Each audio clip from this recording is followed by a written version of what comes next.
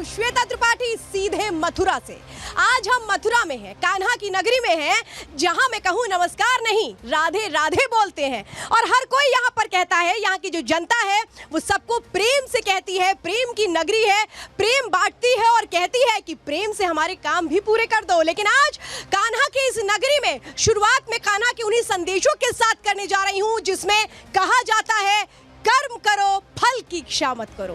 लेकिन वो जो कर्म है वो कौन कर रहा है और इस बार फल किसे मिलेगा ये देखना बड़ा अहम होगा। और हमारे साथ इस वक्त पंडित जी भी मौजूद है। मैं कहूंगी उस जीत और इस विश्वास के साथ जो मंत्र है, संदेश है कृष्ण के, कान्हा की नगरी से, उसी के साथ शुरुआत करें। बोलिए बाल कृष्ण लाल की जय, बोलो यमुना महारानी की जय। सबसे पहले मैं चैनल को राधे राधे की तरफ से कहता हूँ और मथुरा वृंदावन की तरफ से राधे राधे। सभी एक बार कहेंगे बोलिए राधे राधे राधे राधे। और सबसे पहले भगवान श्री कृष्ण ने गीता जी में लिखा भी है, कर्मण्येव अधिकारेषु मा फलेषु कदाचन माँ कर्म फल हेतुर्भूमा संगस्तु कर्माणि वर्जते।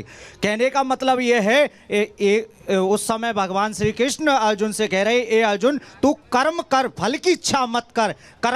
तू कर्म करेगा तो तुझे अवश्य सफलता मिलेगी और तू कर्म नहीं करेगा तो तुझे असफलता मिलेगी। इसलिए अपने जीवन में कर्म करता रहे।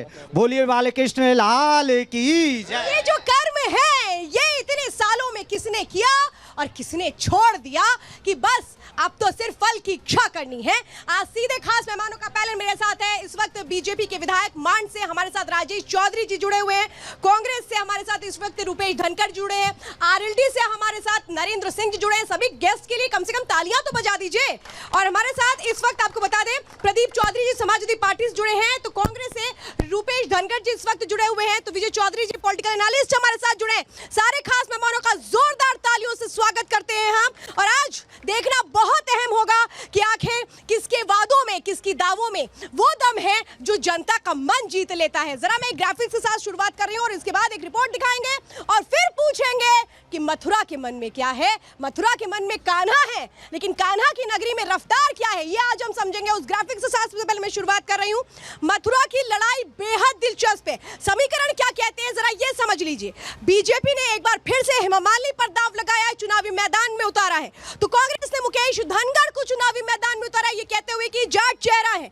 लेकिन आपको याद दिलाते हैं विजेंद्र सिंह को पहले टिकट देने की बात थी, लेकिन वो चूंकि बीजेपी में चले गए इसलिए कांग्रेस का पूरा खेल बिगड़ गया। मुकेश धनखड़ जाट समुदाय के नेता हैं, उन पर इस बार विश्वास जताया गया, तो कांग्रेस जाट वोटर्स पर भी फोकस कर रही है। बीएसपी ने सुरेश सिंह को टिकट दिया है। मथुरा में इस बार माना जा रहा है त्रिकोणीय मुकाबला है, लेकिन क्या हेमा मालिनी यहाँ का वो इतिहास बदल देंगी जिसमें कहते हैं कि तीसरी बार अगर कोई मैदान में उतरता है तो जनता उसके साथ नहीं निभाती है। ये जनता कहने क्या वाली है ये आपको बताएंगे, लेकिन शुरुआत इस रिपोर्ट के साथ।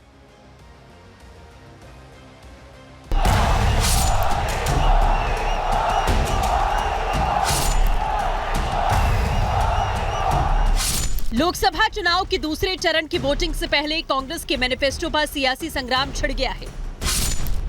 बीजेपी का आरोप है कि कांग्रेस के मैनिफेस्टो में हिंदुओं की संपत्ति छीनकर मुसलमानों में बांटने की बात कही गई है।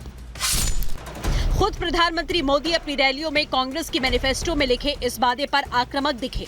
पीएम मोदी ने देश की जनता को कांग्रेस की सोच पर अलर्ट किया। पहले जब उनकी सरकार थी उन्होंने कहा था कि देश की संपत्ति पर पहला अधिकार मुसलमानों का है। इसका मतलब ये संपत्ति इकट्ठी करके किसको बांटेंगे? जिनके ज्यादा बच्चे हैं उनको बांटेंगे। हमारी माताओं बहनों की संपत्ति छीनने का भी खेल खेला जा रहा है। उनका मंगलसूत्र उस पर उन लोगों की नजर है।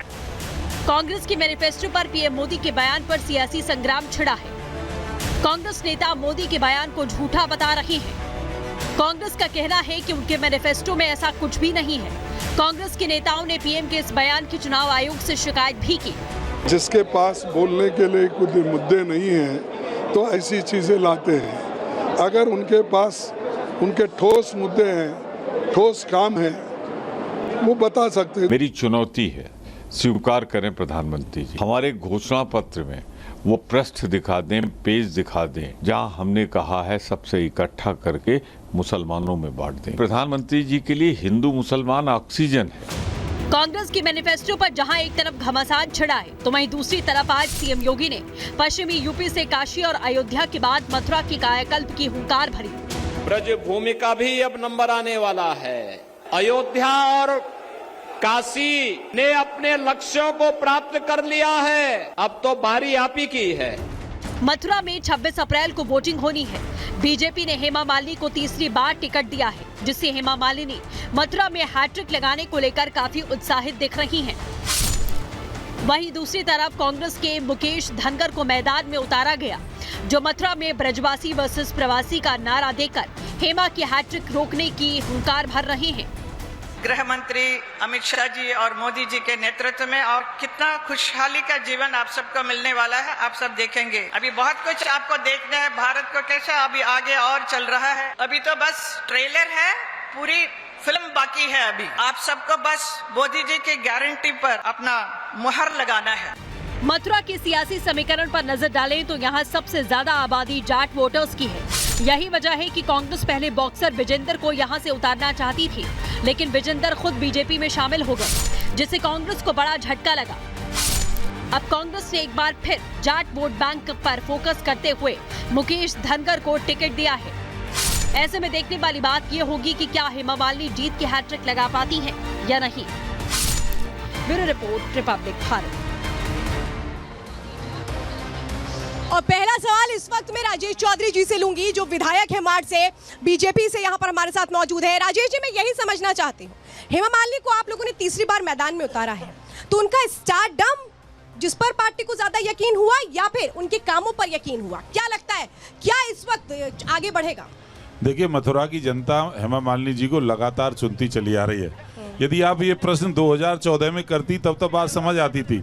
2014 के बाद 2019 में चुनाव हुआ, तो पिछले 5 साल का हिसाब लेकर के हम जनता के बीच गए और जितने अंतर से 2014 में हमने विजय प्राप्त की थी, उससे अधिक मतों से 2019 में हुए और 2019 के बाद 2024 तक का हिसाब लेकर के गए और परिणाम आपके सामने होगा, देखिएगा 4 जून को। राजेश जी, कॉन्फिडेंट तो आप नजर आ रहे हैं, लेकिन इतिहास मथुरा का ये रहा है कि 2 बार के बाद तीसरी बार मौका नहीं देती। क्या बीजेपी वो बदलेगी? मैं जनता से पूछ लेती हूँ। देखिए, जो इतिहास मथुरा का रहा है, एक बार मौका दिया तो दूसरी बार भी दे दिया, लेकिन तीसरी बार देने में यकीन नहीं रखती। राजेश जी पूरे कॉन्फिडेंट हैं, आप लोग क्या कहेंगे? नहीं, ये तो ब्रजभूमि है और इसमें तो कर्म प्रधान है। यहाँ भारतवर्ष के सब कर्म हुआ, काम हो गया, बिल्कुल हुआ है।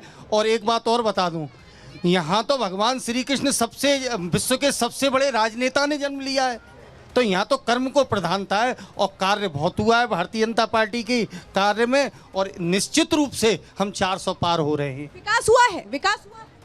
विकास के नाम पर यहाँ कुछ नहीं हुआ है, केवल उन्होंने दिखावेबाजी की है। मैं आज प्रैक्टिकल कह रहा हूँ, किसी भी गांव में जाके जो शौचालय बनाए हैं, अगर वहाँ एक भी यूज हो रहा हो तो आप मेरी गर्दन काट देना। बिल्कुल, मैं इतना आश्वस्त करना चाहता हूँ आपसे। विकास हुआ? नहीं हुआ, नहीं हुआ।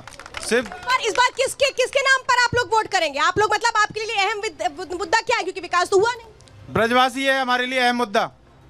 हम किसी बाहर के व्यक्ति को यहाँ नहीं चाहते हैं। हेमा मालिनी 10 साल में मथुरा में नजर नहीं आती है, आम आदमी में कहीं दिखती नहीं है। किसी गली मोहल्ले में, किसी के मरने में, किसी के जीने में, खुशी में, गम में कहीं शामिल नहीं होती हैं।